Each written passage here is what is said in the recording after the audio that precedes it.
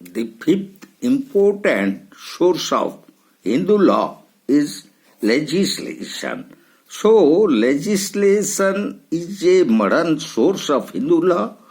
It has been an important factor in the development of Hindu law.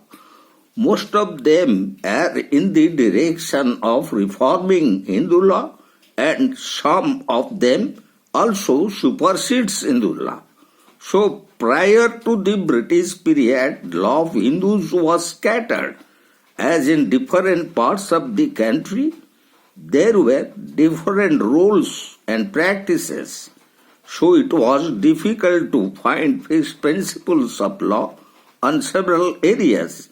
So the British government passed certain acts which have effect of changing the religious nature of Hindu law at several instances, and such potential legislations brought up by the Britishers are the Caste Disability Removal Act of 1850 or the Freedom of Religion Act, the Hindu Widows Remarriage Act 1856, the Special Marriage Act of 1872. Subsequently, after amendment, it was now known as Act 43 of 1954, the Indian Majority Act of 1857, the Transfer of Property Act 1882, the Guardians and Wards Act 1892,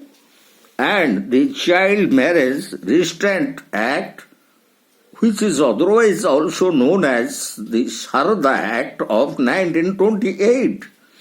Besides that, after independence, the Indian Parliament brought new amended legislation of the Special Marriage Act of 1954, the Hindu Marriage Act 1955, the Hindu Minority and Guardianship Act 1956, Hindu Succession Act 1956, and also the Hindu Adoptions and Maintenance Act 1956. And subsequently there were amendments regarding Child Marriage Restraint Act, also amendments relating to marriage laws. Besides that, the following acts also are applicable as to Hindu law: the Indian Contract Act 1872, the Indian Evidence Act 1872, the Indian Penal Code of 1860.